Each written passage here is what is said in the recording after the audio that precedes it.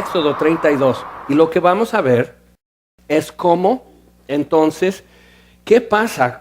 Volvemos a ver aquí lo del becerro de oro, lo que pasa en el campamento, lo que decide y cómo afecta lo que decide Aarón, y también qué es lo que está pasando con Moisés arriba en el monte y la conversación que tiene Moisés con Dios. Y esto nos abre una ventana para entender algo que está pasando con Moisés, es que él está aprendiendo a hablar con Dios. Y está aprendiendo a entender los términos de Dios, qué es lo que realmente le interesa a Dios en una conversación. Y te ayudará mucho eso entender, porque muchas veces hay situaciones que están pasando y queremos decir, ¿y esto por qué, Dios? ¿Y de aquí a dónde vamos, Dios? Pero no sabemos ni siquiera qué es lo que le interesa a Él, qué es lo que Él quiere hacer. Entonces, vamos a tomar a partir del versículo 7, y dice, entonces Jehová dijo a Moisés, es que ya lo del becerro ya está, la fiesta ya está, están quemando sacrificios en un altar frente a este becerro, la gente ya está en un desenfreno, están en muy malas condiciones moralmente, espiritualmente, sin hablar, y dice, anda, desciende, porque tu pueblo que sacaste de la tierra de Egipto se ha corrompido. Pronto se han apartado del camino que yo les mandé, se han hecho un becerro de fundición y lo han adorado y le han ofrecido sacrificios y han dicho, Israel, estos son tus dioses, o tu Elohim, que es el nombre de Dios también, o más bien es Dios en hebreo, pero es plural. Entonces vimos que el becerro era realmente dos partes, el becerro y el disco del sol entre sus cuernos. Pero también al decir estos son tu Elohim o tus dioses, está diciendo este es Dios. Esto es Elohim, el que habló a Moisés en la zarza en el desierto. Y dijo más Jehová a Moisés, yo he visto a este pueblo, que por cierto es pueblo de dura cerviz. O sea que les cuesta agachar la cabeza, les cuesta decir sí, como no. O sea, les endurece y no pueden, la respuesta la única que pueden decir es no, o nunca pueden decir sí. Entonces es pueblo de dura cerviz, que su rebelión les ha fusionado las vértebras cervicales aquí. Entonces es una sola pieza que no se mueve. Entonces, o sea, tan así de rebeldes. Ahora pues déjame que se encienda mi ira en ellos y los consuma, y de ti yo haré una nación grande. Entonces Moisés oró en presencia de Jehová su Dios y dijo, oh Jehová, ¿por qué se encenderá tu furor contra tu pueblo, que tú sacaste de la tierra de Egipto con gran poder y con mano fuerte? Entonces Moisés empieza a interceder. Pero mira lo que Dios le ha dicho. Primero dice, anda, desciende, o sea, vete, quiero estar solo. Anda, desciende, porque tu pueblo, Dios repudia a Israel, pero es un símbolo lo que Dios está haciendo. Él está en su derecho de hacerlo, pero no es lo que Él tiene planeado. La Biblia dice en Efesios 1 que fuimos escogidos en Cristo antes de la fundación del mundo. Dios ya sabía, antes que hiciera los mundos, Él sabía que iba a haber un día en que le dijeran esto a Aarón, Aarón hiciera el becerro, la gente ofreciera los sacrificios, hiciera feo ante sus enemigos, que nadie le hiciera caso a Moisés, que Moisés viniera bajando de la montaña con una gran decepción al ver lo que ve. Dios de antemano sabía eso. Entonces no tiene que decir que Dios está, y mira Moisés, vas a hacer así el tabernáculo, y Dios de repente se asoma desde la montaña, increíble, mira nada más lo que están haciendo. Dios sabía lo que iban a hacer, pero lo presenta a Moisés que no sabía. Entonces mucho lo que Dios hace con nosotros, y por eso nos parece que a Dios le toman por sorpresa las cosas, pero no es cierto, sino que Él lo presenta a nosotros porque a mí sí me toma por sorpresa. Entonces Dios se limita a lo que yo puedo saber en algunos casos para ayudarme a saber de dónde salgo ya adelante. Entonces, a decir todo eso, entonces Dios dice, se ha corrompido tu pueblo que sacaste, o sea, tú los sacaste. Yo por mí los dejaba morir en Egipto. No es cierto. Dios le dice a Moisés, pero igual le está provocando. Y algo que sucede, y lo ves repetido en la Biblia con diferentes personas, es esto, que Dios como que provoca, como que dice, bueno, entonces voy a hacer esto. No es su intención hacerlo y no lo va a hacer. Pero te da una plataforma para responder, para ver si entendiste. Un ejemplo de eso es en Génesis 18, cuando Dios va a juzgar a Sodoma y Gomorra. Entonces, Él va, lleva a 2 ángeles, los ángeles se meten en la ciudad. Entonces, Dios ya sabe lo que va a hacer y se permite regatear con Abraham. Y dice, si hay 10 justos en la ciudad, no la destruyo. Dios sabía cuántos había. Dios sabía que no se iban a salvar por 10 justos. Entonces, pero está permitiéndole a Abraham plasmar algo que él aprendió de Dios. Porque dice, pero lejos esté de ti, Dios, juzgar al bueno con el malo. O sea, no puede ser. Abraham está diciendo eso, es que sería fuera de tu naturaleza. Dice, tú no eres así, Dios. O sea, sí, castiga al impío, pero tú no eres así. Entonces Moisés está haciendo esto también. Está diciendo, oh Jehová, versículo 11, ¿por qué se encenderá tu furor contra tu pueblo que tú sacaste de la tierra de Egipto con gran poder y con mano fuerte? ¿Por qué? Esto es importante. ¿Por qué han de hablar los egipcios diciendo, para mal los sacó, para matarlos en los montes y para raerlos de sobre la faz de la tierra? Raer aquí es volverles en una mancha, así, aplastarlos. Y nada más queda una mancha en el suelo. Entonces, ¿pero por qué van a decir eso? De lo que es que no pudiste, es que eres caprichudo. O sea, la gente va a decir esto de ti, Dios, que no es cierto. Lo que iban a decir de Dios es, qué re bueno, por fin ya les dio lo que les tocaba. Porque ya hemos visto cómo se portaron con Dios. Horas y días después de salir libres de Egipto, ya están maldiciendo, ya están cuestionando, ya están rebelándose, están actuando muy mal. Entonces no están luciendo como pueblo de Dios que son y nunca lo habían hecho. Entonces, pero Abraham está invocando la naturaleza de Dios. Y eso es muy importante, que él sabe hablar ahora con Dios. Y está trayendo ante Dios quién es Dios. Lo que tú y yo luego hacemos, que es mucho de nuestra naturaleza ser así, muy normal y se nos hace muy correcto, es que empezamos a decir, bueno Dios, empezamos a defender a los israelitas. Bueno, mira, es que han vivido generaciones ya en Egipto rodeados de ídolos. O sea, se les hace muy normal, muy correcto, muy pues la de ahí tener un ídolo como todos los demás. O sea, siempre hemos vivido con eso. Tuvieron muy mala niñez. Es que no conoces su infancia. Y el problema con esos argumentos es que Dios sí sabe. Sí sabe dónde naciste y cómo creciste y cómo te pasó. Y sabe que tu papá fue alcohólico y que te pegaron. Y sabe a qué edad quedaste solo. Sabe por qué hiciste y tomaste ciertas decisiones. Él lo sabe. Y no te ha dejado.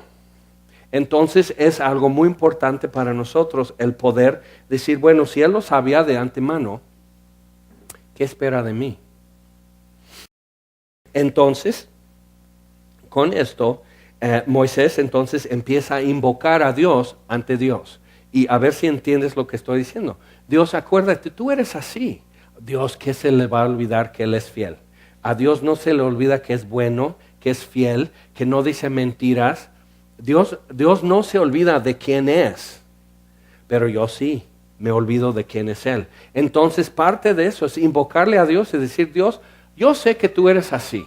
Y es lo que hace Abraham, con Dios intercediendo también por Sodoma y Gomorra. Su intercesión fue inútil para los sodomenses, o quién sabe, gomorrenses. Fue inútil, porque las ciudades fueron destruidas.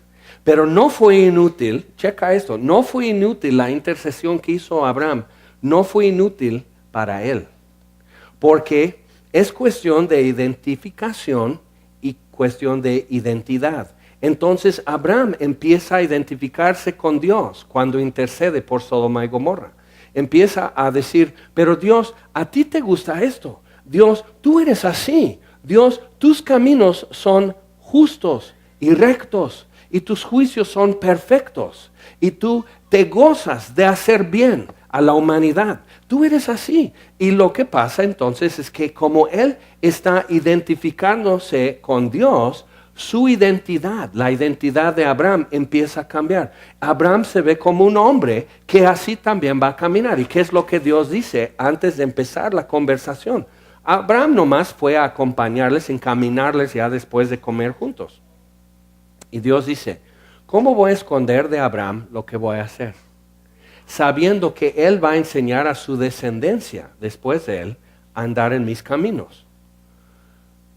Pero una hora antes, Dios tuvo que amonestarle a Abraham porque no le había enseñado a Sara que la promesa de Dios es que tú vas a tener un hijo en tu vejez, siendo estéril, y vamos a tener un hijo.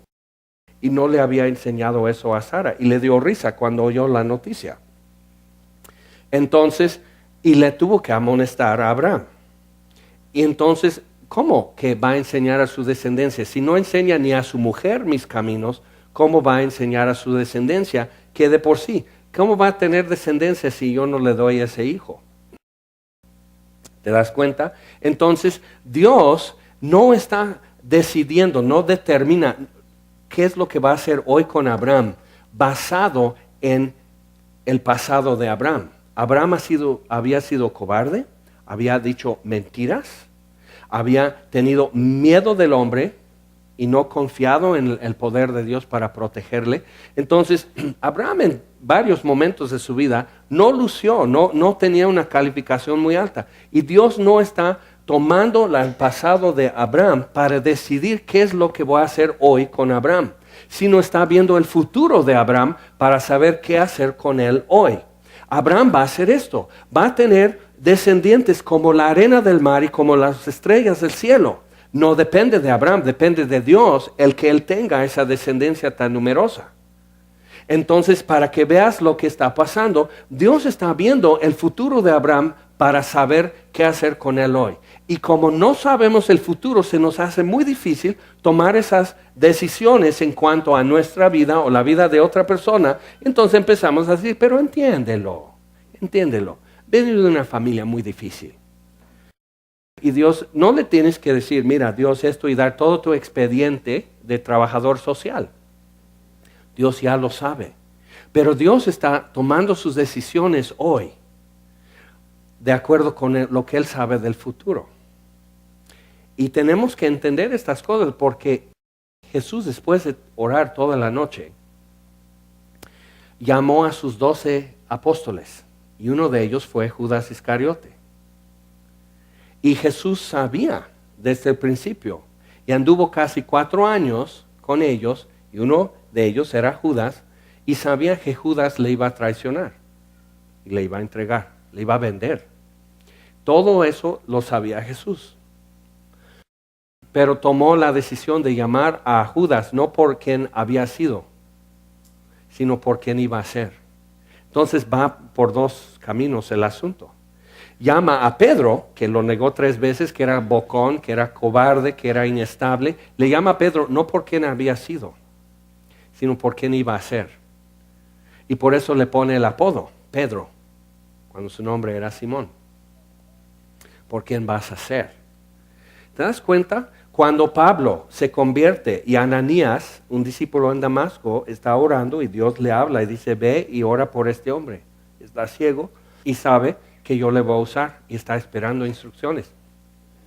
Y Ananías dice, pero Señor, es que todos aquí sabemos que no lo sabes, que no lees las noticias. Este hombre viene con autorización para encarcelar a los discípulos, a tu gente. Y dice, ve, porque me es siervo escogido y yo le tengo que mostrar, checa esto, cuántas cosas tiene que sufrir por mí. Entonces, y Pablo dice en 1 Timoteo 1:12, o sea, él me escogió, habiendo sido blasfemo injuriador y perseguidor de la iglesia, Él me llamó, pero no por mi pasado, sino por mi futuro me llamó. Y no estoy hablando, entonces encuentra el campeón que hay en ti. No sabes dónde está eso y no lo busques. Dios no te está llamando porque dentro de ti, muy escondido, hay un campeón. Búscalo si quieres, es una pérdida de tiempo. Pero por lo que Él va a hacer de nosotros y con nosotros y a través de nosotros. Entonces, vamos a volver aquí a Éxodo y escuchar más lo que dice Moisés. Entonces, vuélvete, dice en versículo 12 al final, vuélvete del ardor de tu ira y arrepiéntete de este mal contra tu pueblo. Acuérdate de Abraham, de Isaac y de Israel. Nota esto, que no lo llama Jacob. Le llama a Jacob con el nombre nuevo que Dios mismo le dio a Jacob, llamándole Israel.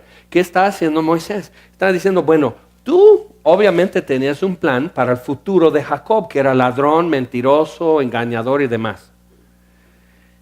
Pero igual, Dios llamó a Jacob de acuerdo con el futuro que Dios iba a formar para Jacob, volviéndole en un hombre temeroso de Dios, un hombre derecho. Llama a sus hijos cuando eran matones y venden a su hermano José a los egipcios. Y envía a José, que no era chico malo, lo envía y está 24 años en Egipto, prisionero, esclavo, falsamente acusado después. Permite todo eso en la vida de José. Y al final, ya reunido con sus hermanos y ellos espantados pensando, ya murió papá, nuestro hermano ahora se va a desquitar, va a ajustar cuentas. Y son grandes las cuentas con rezagos y demás. ¿Y qué es lo que José dice? No tenga, y llora, y dice, no digan así. Ustedes me enviaron aquí para mal, pero realmente fue Dios el que me envió aquí para salvar vidas. Y fueron 70 personas a refugiarse con José su hermano y no morirse de hambre. Pero de ahí se levantó toda esta nación de Israel que estamos leyendo en Éxodo, para que veas. Y José no sabía a dónde iba a parar la cosa, pero llegó a entender en sus 24 años de prisión y de persecución y de calumnias y de silencio de parte de Dios. Porque no hubo un texto, no hubo un servicio, no hubo un grupo de rendición de cuentas de hombres que José pudiera ir y, ¿cómo vas? Necesito que oren por mí, porque ya son muchos años y sigo prisionero aquí en Egipto. Quisiera ver mi casa, quisiera saber, me siento desconsolado. O sea, ¿quién oró por José? ¿Quién le apapachó? ¿Con quién lloró? ¿Con quién pudo decir, ya no soporto? ¿Pueden orar por mí? No hubo un llamado después del servicio. Si te sientes desconsolado o solo y sientes que Dios se ha olvidado de ti, ven, no hubo un himno al final como para decir si tal como soy. No hubo nada. Silencio, 24 años. Y en ese silencio José pudo escuchar y sacar conclusiones y decir, Dios me envió aquí. Y no para muerte, sino para vida. Entonces José pudo cambiar su orientación y no estar diciendo, lo que me pasa hoy es por mi pasado, sino lo que me pasa hoy, prisionero en Egipto, es por mi futuro, es por lo que Dios va a hacer. Ok, entonces, y Moisés anda sobre esa línea. Acuérdate de Abraham, de Isaac y de Israel. Tú le diste ese nombre. ¿Quién sabe por qué, Dios? Si al final tú sabías que los ibas a destruir aquí en el desierto. Era mucho hacer tu sopa de letras para darle nuevo nombre a Israel. ¿Por qué no dejarle morir con los caldeos cuando era un chavo nada más? ¿Por qué no dejarle a Esaú, su hermano, matarle de venganza? ¿Por qué alargar tanto la historia? Es porque Dios permite cosas porque tiene su mirada en un futuro donde Él es revelado en tu vida. Entonces, acuérdate de ellos. Dice, a los cuales has jurado por ti mismo y les has dicho. Entonces, uno, tu naturaleza. Tú, Dios, invocaste tu naturaleza. Tú invocaste tu fidelidad. Tú dijiste, yo no miento. Tú alzaste la mano y prometiste. Nadie te obligó, Dios, a hacer estas promesas. Por alguna razón lo hiciste. Entonces, y eso es una muy buena posición cuando tú vienes a orar con Dios, cuando tú vienes a interceder. Y no decir, bueno, Señor, ayuda a mi marido, sigue inconverso, sigue rebelde, sigue en sus ondas y sus pensamientos y todo, pero entiéndelo. Dios lo entiende, pero entonces hacemos así, mira, va a haber un mensaje especial y el pastor te invita. Sí, me dijo que dijo a todas que trajeran sus esposos. Entonces va a haber esto. O hasta me ha sucedido. Y si tú lo hiciste, te perdono, pero ya te balconeo. Mira, viene mi sobrino. Ya siéntate. Ya lo mandan como un chamaquito, tiene 19 años. Ya siéntate. Saluda y ve a sentarte. Como niñito. Y luego dice, es que ya me cuentan rapidito su expediente espiritual. Padece de esto, hace esto y todo, como para que yo diga, bueno, entonces lo que Dios me ha dicho que yo hable, que yo enseñe a la congregación, ya no. Vamos a dedicar este sermón a tu primo, o tu sobrino, o tu esposo, o tu mamá, o tus abuelos, o algo así. Porque Dios solito no sabe llegar con ellos. ¿Te das cuenta? Y todos lo hemos hecho. Mira, pasa esto. Y es el que yo te decía. Y el pobre sujeto sentado así, incómodo, y viendo así. Y luego si casualmente algo es atinado en el sermón, y yo inocente, y es atinado, ¿qué le dijiste de mí? ¿No te ha pasado? ¿Por qué andas de chismoso, de chismosa contándoles mi vida? Y no es cierto. Pero, cuando es un elefante y estás muy cerca y tiras una piedra, le vas a dar. Entonces tampoco te enojes con tu familia que no me ha dicho nada y simplemente Dios sí está llegando contigo y sí está tratando contigo en algún punto. Acéptalo. Pero igual, para poder valorar lo que está pasando. ¿Y qué es lo que Moisés ha estado aprendiendo? Cómo hablar con Dios. Que no es convencerle, no es informarle, él ya sabe. No es convencerle, él ya quiere. Es alinearte tú, es identificarte tan así con los asuntos de Dios, el propósito de Dios, los caminos de Dios, su forma de hacer las cosas. Alinearte tanto con Él y no con los demás, que tu identidad cambia. Y eso es lo que vamos a ver que sucede en Moisés. Y fíjate lo que dice. Tú dijiste, versículo 13 otra vez, yo multiplicaré vuestra descendencia como las estrellas del cielo. Tú lo dijiste, Dios. Claro, tú eres el creador, está enteramente en tu poder destruirlos. Y tienes toda la justicia de tu parte. Pero es que habías dicho eso. Y si tú cambias, el universo cambia. Las cosas se deshacen si tú cambias. Y entonces Moisés ha captado algo acerca de Dios. Y si lo podemos captar nosotros, que Él no cambia y por eso no hemos sido consumidos, es muy importante, ¿verdad? Y dice, y la tomarán por heredad para siempre. Versículo 14, después de invocar a Dios ante Dios, invocar los atributos de Dios ante Dios. Por eso en la semana de oración les animamos, cuando están en sus grupitos orando, que tengas tu Biblia a la mano. Es muy bueno abrir la Biblia y recordarle a Dios, no se le ha olvidado, pero recordarle a Dios lo que Él ha dicho. ¿Cuáles han sido sus decisiones y caminos en el pasado? Sus milagros, su providencia, su protección, su misericordia. Y decir, Dios, tú fuiste misericordioso en este caso. Yo estoy pidiendo un pedazo de esa misericordia para mi familia. Pero ya estás invocando a Dios con Dios. Porque si tú vas y abogas por la gente, basándote en ellos, no llegas. Porque estás diciendo, bueno, yo sé que mi esposo ha sido así. Y tú lo sabes también, Dios. Pero es que proviene de una familia muy difícil. Y Dios va a decir, pregúntame. Tu suegra rogaba por tu suegro. las mismas palabras y generación con generación, cada uno pensando que es más buena onda que Dios. Porque muchas veces en nuestra intercesión eso es lo que realmente personificamos. Yo le estoy convenciendo a Dios que no sea malo, que no sea duro, que no sea caprichudo, que no sea vengativo. Mira Dios, es que a lo mejor no conoces el caso. Entonces le estoy acusando de ser ignorante. Él maneja galaxias. ¿Crees que no sabe llegar a tu casa con una misericordia en sus manos?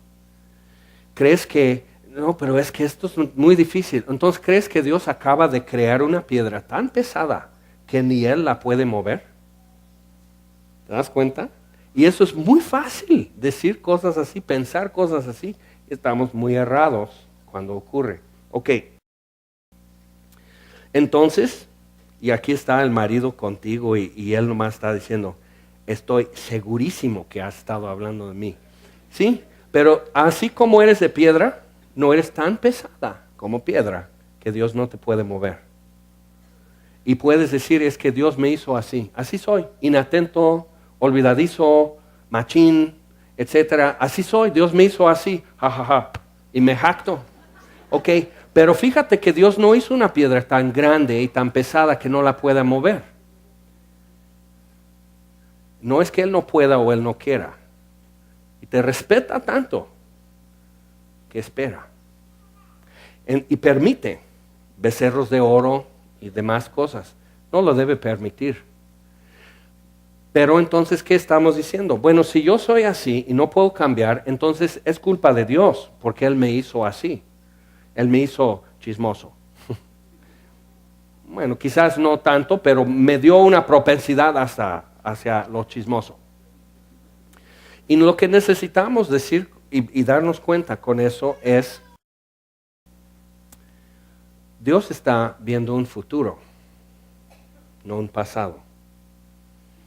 No, Él ya sabe que ha sido así, pero Él está pensando en otra cosa. Pero cuando yo digo, es que así soy, es que si Dios hubiera querido que yo fuera otro hombre, otra mujer, que yo fuera más amable, más paciente, más dadivoso, más fiel, menos mentiroso, etc., Él tiene la culpa porque me hizo con esta genética, me hizo nacer en esta familia, me hizo crecer en este barrio, y etc. Y entonces estoy diciendo, es tu culpa, Dios. Y Dios, eso es lo extraño. Dios no se pone a discutir, decir, no, yo los hice bueno. No, Él dice, no hay bueno, no hay justo, no hay quien busque la justicia. Él lo sabe. Entonces, si es tu culpa, Dios, Él dice, sí, yo les hice libres para escoger cómo iban a ser. Es mi culpa. Y luego lo encontramos en la cruz arreglando. ¿Te das cuenta? ¿Quién es así? Que asume la responsabilidad a tal grado para cuando aún yo le acuso, es que tú me dices, es que soy flojo y siempre he sido flojo y no se me va a quitar, soy disléxico. Si Dios hubiera querido que yo fuera estudioso, no me tenía que hacer disléxico. Es cierto. Es cierto. Si Dios hubiera querido que tú caminaras bien, no tenías que enfermarte de niño de polio y tener una pierna más corta. Es la culpa de Dios que no caminas bien, que rengueas. Sí, es su culpa. Y por sus llagas fuimos curados. Él dice, sí es cierto, yo asumo todo en la cruz. Entonces esto del becerro de oro y Moisés y Aarón y todo como que toma otro tamaño y otra perspectiva cuando vemos cómo Dios maneja estas situaciones. Como nosotros la manejamos, lo vamos a leer. Entonces Jehová, versículo 14, se arrepintió del mal que dijo que había de hacer a su pueblo. Arrepentir en el hebreo del Antiguo Testamento, arrepentirse o arrepentimiento es suspirar o respirar profundo. Entonces, no es como que Moisés dice, no, y los vecinos están oyendo. Y Dios dice, bueno, yo nomás decía, y no me hagan enojar, porque mira cómo me pongo. Sino, Dios hace esto. Es lo mismo que pasa en Génesis 6, cuando dice antes del diluvio que Dios se arrepintió de haber hecho el hombre. Así. ¿Por qué? Porque Dios está contando el costo, está asumiendo. Yo hice el hombre libre para escoger y escogió esto. Y asume. Porque hace una pausa y dice, mas Noé halló gracia. Entonces, y Dios siempre encuentra otro camino. Cuando el hombre cierra la puerta, Dios abre una ventana, y cuando cierra las ventanas, Dios vuela el techo. Y si quieres escaparte en un caballo, te tira del caballo, como hizo con Pablo. ¿Por qué? Porque Dios siempre va a encontrar la forma de darse a conocer y revelar su gloria, aún en Faraón en Egipto. Y podemos poner todas las barreras y hacer todo eso, y sí se va a revelar. Pero quisiera que fuera para nosotros bonito. Y por eso nos pide también, tú arrepiéntete, tú también suspira, respira profundo y di. ¿Cómo se sintió el centurión cuando murió Jesús? Él, como soldado romano y el oficial en la ejecución, él tenía que decir, murió a las 3:10. Porque iban a romper sus piernas y encuentran que Jesús ya estaba muerto. Y entonces dicen, pues hora de difunción, ok. Él tenía que levantar el acta. Pero ¿qué dice el centurión? A las 3 la tierra tiembla, Jesús grita, Padre, en tus manos encomiendo mi espíritu, expira, muere sobre la cruz, él ha estado ya 3 horas oscuro, se parten las rocas, el centurión está así, se le cae su portapapeles y su pluma y todo eso, y está así, y tiene que terminar un reporte ese día. Y anexa este comentario al reporte. Verdaderamente este era hijo de Dios. Entonces el centurión, que están echando suertes para repartir su ropa y sus sandalias, todo lo de Jesús y así, órale esto, y y echando así los dados, así, no, pues échense a los otros, y así. Y termina todo eso y muere Jesús, y el centurión, esta sangre no la quería en mis manos. Y tú y yo tenemos que llegar a ese punto. Eso no es que yo supe lo que hiciste ayer y hoy no voy a hacerte nada, pero mañana que llegue tu papá. Eso es lo que hemos crecido sabiendo, ¿no? Que Dios no me está diciendo, ándale, síguele, vas a ver al rato. Y que pensamos que así va a ser. No, Él no consulta mi pasado para saber qué hacer conmigo hoy. Consulta mi futuro. Pero yo no sé mi futuro. Y Dios dice, exacto, no tienes idea. Y por eso no entiendes mi gracia. Por eso no entiendes mi elección. Por eso no entiendes mis caminos. Por eso vives confundido todo el tiempo todavía. Entonces, el centurión se vio involucrado en una injusticia, deshaciendo su mismo sistema jurídico, tanto de los romanos como de los judíos, para llevar a cabo lo de ese horrible día. Y se ve involucrado en todo eso, y así. Yo no quería estar aquí hoy. Y tú y yo tenemos que llegar a ese punto. Tengo la sangre de Jesús en mis manos. Yo lo crucifiqué. Yo no quiero estar en esta foto. Y eso es lo que te va a alejar del pecado. No el miedo de que Dios está viendo todas tus faltas. Y cuando llegas a suficientes faltas, órale, ahí te va. Porque ya se desquitó con Jesús. Y dice, sí, pero no digas eso, Jaime, porque entonces todos van a decir, bueno, entonces puedo pecar. Claro, el saber que viene el castigo de Dios en algún momento te ha detenido de hacer estas cosas. No, nomás te acelera para saberlo tapar.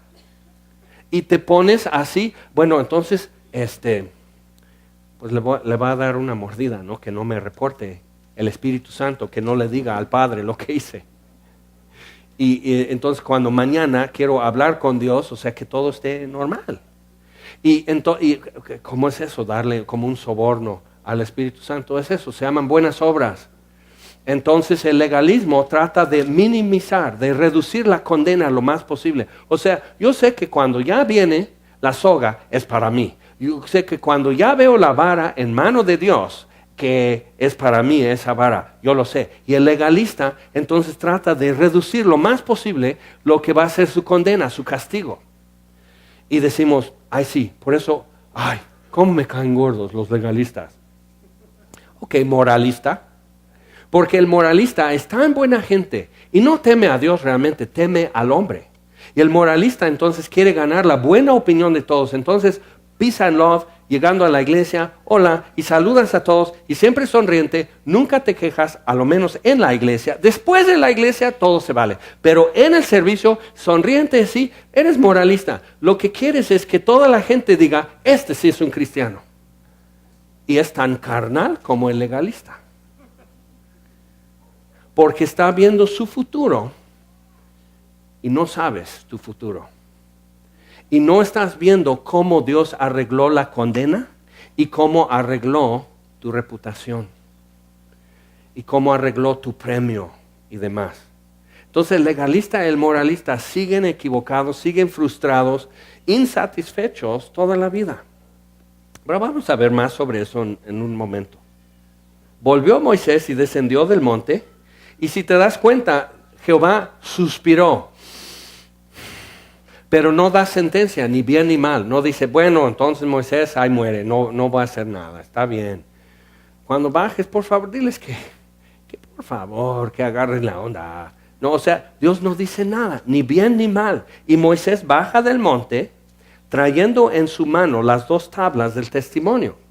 Son muy importantes estas tablas. Las tablas escritas por ambos lados, de uno y otro lado, estaban escritas. Las tablas eran obra de Dios. En el tabernáculo, solo 2 cosas iban a ser obra de Dios. Lo demás, toda la hechura iba a ser fabricado por los israelitas. Pero 2 cosas dentro del tabernáculo iban a ser obra de Dios. Las tablas tenían que estar en el arca, que todavía no habían fabricado. Entonces las tablas de piedra, estas que trae Moisés, iban a estar dentro del arca, y una ollita de oro con maná. 2 cosas que no eran obras del hombre, sino solo de Dios. El pan, el cielo, y la ley. Y escrito, dice, la escritura era escritura de Dios grabada sobre las tablas. ¿Cómo sería? ¿No te gustaría poder pararte en las ruinas de la sinagoga en Capernaum y decir, ese día que Jesús sanó al hombre con la mano seca, ¿dónde se había sentado Jesús? Nomás me quiero sentar ahí un rato y ver la sinagoga a través de los ojos de Jesús. ¿Cómo era estar aquí? Y en los escalones del templo, ¿cómo era pararse aquí y decir, el que tiene sed, venga a mí, y de su interior correrán ríos de agua viva? ¿Cómo sería? ¿Quiénes estaban subiendo? ¿Quiénes están subiendo al templo como normal en un día en Jerusalén? Y de repente Jesús grita eso, estás, oiga, yo sí tengo sed, ¿puedo venir a Jesús? Y te das cuenta lo que está pasando con eso. O sea, ¿cómo sería ver esas tablas escritas por Dios? Eso sí es bonita letra. ¿Y qué sucede? Cuando oyó Josué el clamor del pueblo que gritaba, dijo a Moisés, alarido de pelea hay en el campamento. Y él respondió, no es voz de alaridos de fuertes, ni voz de alaridos de débiles. Voz de cantar oigo yo. Y no estaba muy contento Moisés. Y aconteció que cuando llegó él al campamento y vio el becerro y las danzas, ardió la ira de Moisés y arrojó las tablas de sus manos y las quebró al pie del monte. Y en todo esto que pasa, él tiene que volver a hacer las piedras él, las tablas de piedra él. Pero Dios nos dice, ay Moisés, ¿cómo rompiste mis tablas de piedra que yo te presté? O sea, Moisés, ¿qué? ¿Quién eres tú? ¿Por qué tanto drama? Se vio bien en la película, pero la neta es que las tablas eran bonitas. Y Dios no le reprocha. ¿Por qué? Porque no destruyó nada que era necesario Moisés, porque la ley, dice la Biblia, nunca les iba a hacer justos, nunca les iba a hacer rectos, nunca les iba a dar esa identificación y esa identidad y enderezar y alinearles y volverlos como Dios. Pero te das cuenta, o sea, le había dicho, ¿por qué se enoja tanto Moisés si Dios ya le dijo y hasta dice, no Dios, no lo hagas? Mira, Abraham, Isaac, Jacob, o sea, así. Y Dios dice, no voy a decir nada, Moisés, tú ve. Entonces llega Moisés y ve eso y le asombra, le toma por sorpresa lo que él ve y toma las tablas. ¡Ah! Y sí, la ley es buena y justa y santa, dice la Biblia, pero no te va a hacer a ti bueno y justo y santo. No puede. Pero qué interesante, le toma por sorpresa y reacciona. Pero, ¿te acuerdas lo de Jesús y Judas Iscariote? Jesús supo desde el principio que Judas le iba a traicionar. Y lo llama y convivió. Y cuando envía a los 12 en 6 parejas a predicar el reino, a sanar enfermos, a echar fuera demonios, Judas Iscariote predicaba el reino, echaba fuera demonios y sanaba enfermos. Sintió y supo lo que era el poder de Dios y el poder del reino de Dios. Supo lo que era dar esperanza a gente quebrantada. Supo lo que era. Y Jesús convivió con él casi 4 años. Y la noche que fue entregado Jesús por Judas Iscariote, lavó sus pies y le dejó sentarse junto a él. Pero cuando llega Judas con los soldados para arrestar a Jesús, les había dicho, al que yo salude con beso, él es, agárrenlo. Y le saluda con beso a Jesús. Y Jesús sabe a lo que viene. Porque dice a Pedro, Juan y Jacobo que están durmiendo, y él pide, acompáñenme, y se duerme. Pues ya levántense porque el que me entrega ya viene.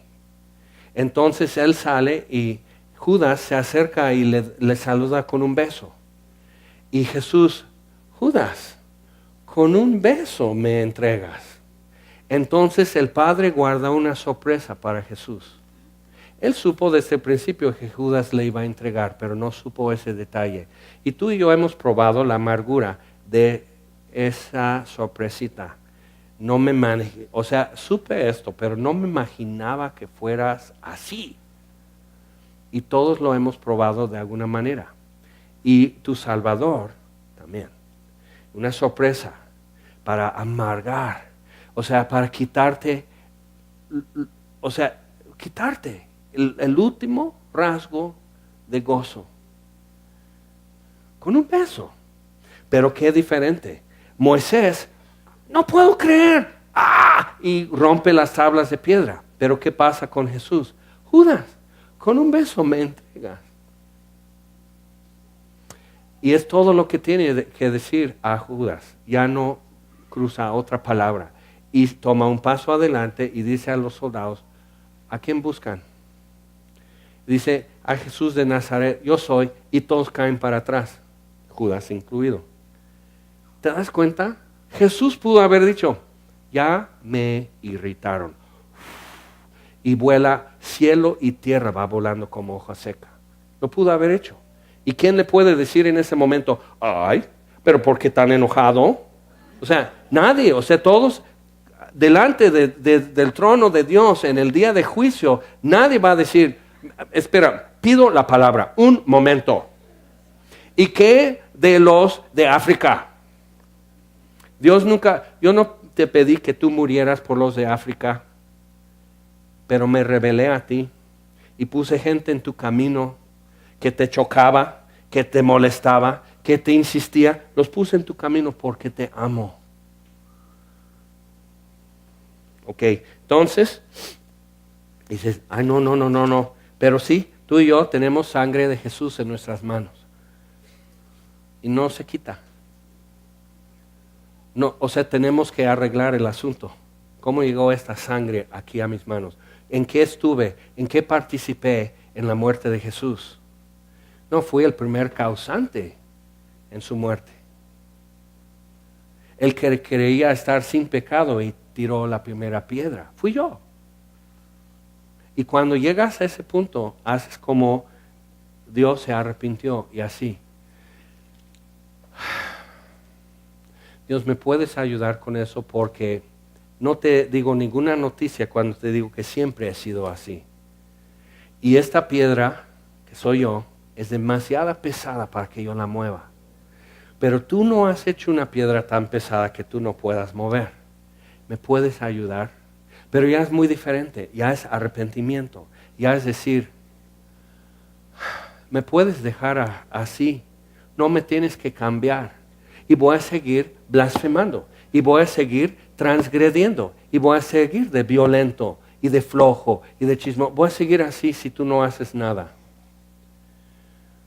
Pero no quiero estar en esa foto.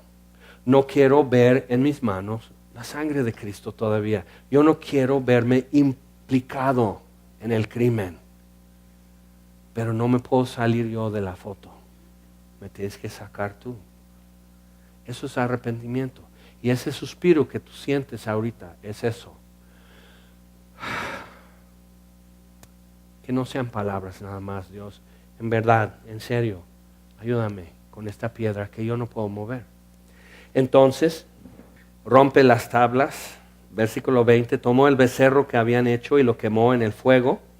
Entonces no era de puro oro, sino de madera recubierta de oro, como iban a ser los muebles del tabernáculo. Y esparció el polvo sobre las aguas y lo dio a beber a los hijos de Israel.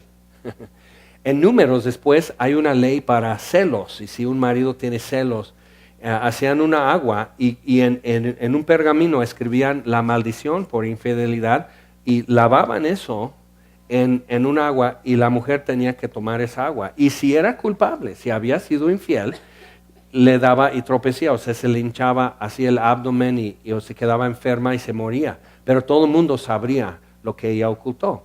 Pero realmente dices, oye, entonces, ¿y los maridos qué? Y Dios está, mira, no terminamos si empezamos, ¿ok? Entonces déjalos. Pero por otro lado, Dios está dando una protección, porque los celos son muy fuertes, más fuertes que el fuego, dice Dios. Entonces, con esos celos Dios está protegiendo, porque una mujer que es inocente va a decir, vamos ante el sacerdote, prepara esto, me dice, tomo el pergamino, digo, así sea, amén, amén, tomo el agua y no va a pasar nada, porque soy inocente de tu acusación. Qué fuerte, qué difícil situación se está armando en ese momento. Pero ¿qué es lo que hace Moisés? Beban la maldición de su infidelidad. Pero es simbólico, porque no les iba a hacer daño, era carbón nada más, era madera quemada. Pero era símbolo de algo. Ustedes son adúlteros con Dios. Él está preparando un lugar bonito y en su ausencia les son infieles. Entonces, dijo a Moisés a Aarón, ¿qué te ha hecho este pueblo? O sea, ¿qué te amenazaron? ¿Qué te dieron de comer? ¿Qué polvito echaron en tu refresco? ¿Qué te ha hecho este pueblo que has traído sobre él tan gran pecado? O sea, le está pidiendo a Aarón que él asuma responsabilidad por las cosas de ese día. Y respondió Aarón, que es clásico lo que dice, no se enoje mi señor, tú conoces al pueblo que es inclinado a mal. De por sí son así. Sí, perdón, dice Moisés, perdón Aarón, Dios hizo una piedra tan pesada que no la puede mover. Si es que son malos de por sí. Cuando durante 3 años y medio yo podía supervisar un equipo de hombres que llevaban la película de Jesús en náhuatl a toda la sierra de la Sierra Negra alrededor de Tehuacán, en parte de la Sierra de Orizaba. Y siempre les decían, no, a ese pueblo no, porque son muy malos. Siempre en esos pueblos era la mejor recepción de la película de Jesús. Pueblos tan remotos que no sabían una palabra de español, que nunca habían visto eso. En un pueblo amarraron a sus hijos que no fueran a ver la película porque pensaban que eran espíritus que aparecían en la pantalla. Entonces todos los adultos, como buenos papás y mamás, están viéndolo primero para ver si es apto para niños. Y entonces todo el pueblo llega. En otro pueblo llega un cacique con su pistola, con su machete, llega en su caballo. ¿Qué es esto? Y ya tiene la pistola a la mano. Muy de película. No, pues se trata de esto. Se queda a la mitad de la película, ya baja de su caballo y al final de la película se arrodilla y recibe a Cristo al final de la película. Y luego monta su caballo otra vez en su autoridad y su dignidad de que yo soy importante y dice al pueblo, todos necesitamos hacer lo que la película dice. No, pero eso es un matón, es un cacique, o sea, no se arrepiente, esos nunca entienden nada. Sí, ay, qué equivocación, baboso. Dios hizo una piedra que Él no puede mover. No, es una piedra que yo no puedo mover, entonces yo estoy decidiendo con mi equivocación de identidad cómo es Dios. Y es al revés. Si Dios es así, yo tengo que cambiar mi idea de quién soy y qué necesito. Ok, entonces Aarón está, no, tú conoces al pueblo que es inclinado a mal, porque me dijeron, haznos dioses que vayan delante de nosotros. Porque este Moisés, el varón que nos sacó de la tierra de Egipto, no sabemos qué le haya acontecido. Y si te das cuenta, está usando el mismo argumento que usó Adán. Adán, ¿qué has hecho? Bueno, esta mujer que tú me diste, o sea, ¿yo qué? Yo no tengo culpa. Vamos a repartirla por mitades. La mitad es de mi mujer y la otra mitad es de Dios, de culpa. Porque Dios, si tú no hubieras hecho esta mujer, no me daba el fruto. Así es que allá ustedes arreglen. Yo por mí no pecaba. Entonces Aarón, no, pues ellos, y luego, no, pues Dios no se apuró. Si hubiera esperado un día Aarón, ya bajaba Moisés. Si esperaba 2 o 3 horas, Adán podía preguntarle a Dios en el huerto de Edén, oye Dios, la serpiente que está de veras. Y Eva dice, no, pues nomás oyó que Dios venía y se fue. Bueno, hay una serpiente aquí en el huerto por ahí, Dios, y anda diciendo esto de ti. ¿Es cierto? Y ya se resuelve el asunto, pero no esperó. Y Aarón no esperó. Entonces, no supo qué hacer. Y cuando no sabemos hacer, por lo regular, vamos a hacer lo que no. Entonces, Dios no se apuró. Moisés no se apuró. Y tuvo que tomar una decisión, que es una mentira. Pero así nos justificamos, ¿no? Es que así me hizo Dios, no se apuró, me casé con el hombre equivocado, me casé con la mujer equivocada, tuve hijos, no tuve hijos, entré en un trabajo, salí de un trabajo, compré una casa, etcétera. Todo lo que me ha salido mal es porque Dios no se apuró, no intervino y no me corrigió a tiempo. Y de repente llega un momento que dices, no fui yo. Fui yo, todo es mío. Y cuando empiezas a asumir, entonces Dios puede decir, no. Yo sí lo asumo. Si tú me justificas a mí, yo te justifico a ti. Pero mientras tú te justificas solito, allá tú, arregla tu asunto. Pero si yo le digo a Dios, entonces ve lo que pasa con Moisés, como él hace. Se pone feo el día, pero versículo 24, y yo les respondí, o sea, Aarón está diciendo, de por sí es esto, y yo ¿qué otra cosa pude hacer? Y yo les respondí, ¿quién tiene oro? Apartadlo. Y me lo dieron, lo eché en el fuego y salió este becerro. Pues no sé cómo lo hice. ¿Cómo es posible? No sé. Yo empecé bien el día, tuve mi devocional, no sé. Eché el oro en el fuego y salió este becerro. O sea, otra vez es culpa de Dios, porque Él no manejó la situación molecular del oro y el fuego y todo esto. ¿Y cómo dejó que el oro derretido se formara un becerro? Hay grandes misterios y además nadie es perfecto. Entonces yo no le culpo a Dios, pero que nadie me culpe a mí. Y tenemos 1000 maneras de justificarnos, pero hay una sola forma, y es bien sencilla, de justificar a Dios. Es decir, ten piedad de mí, soy pecador. No puedo ofrecer una palabra en mi defensa. Entonces ya Dios me surte un abogado que murió en la cruz por mí. Y ya no tengo que defenderme, ya no tengo que justificarme. Ok, entonces, y después de esa palabra de Aarón, Moisés ya no tiene más que decir a Aarón. O sea, tienes que saber cuándo es bueno ya colgar y terminar la llamada. Entonces Aarón empieza con su justificación y sus argumentos y cosas tontas. Está diciendo que eché el oro en el fuego y salió este becerro. Lo talló, o sea, con martillo y buril. O sea, tuvo que formar en madera el becerro y luego recubrirlo de oro. Entonces, no. ¿Y qué son esas ámpulas en tus manos? Entonces Aarón, o sea, no le discute más. Y Aarón diría, no, pues que ayer estuve haciendo unas chambitas con un martillo. Bueno. Y todos tenemos que decir lo mismo. ¿Y de dónde vienen estas ámpulas? Es que estuve aserrando unos tablones para hacer una cruz. ¿Y esto? Es que yo clavé tus manos y tus pies en la cruz. Eso fui yo. Y tenemos que vernos en esa foto para por fin salir de todo eso. Y tienes que estar así y decir, sí, yo fui. Ya no hay otra palabra en mi defensa. Y puedo salir libre, perdonado por el que murió por mí. Entonces, Moisés ya no discute más con Aarón. Les dice a ver quién está conmigo. Se juntan los levitas, dice cada quien tome su espada y mata a su hermano, su hijo, su papá. Así, ya, vamos a arreglar esto. Y dices, ¿qué? Murieron 3,000 hombres. O sea, ¿qué ventaja hay en eso? O sea, ¿no que Dios ya no los va a destruir? ¿Y por qué ahora sí?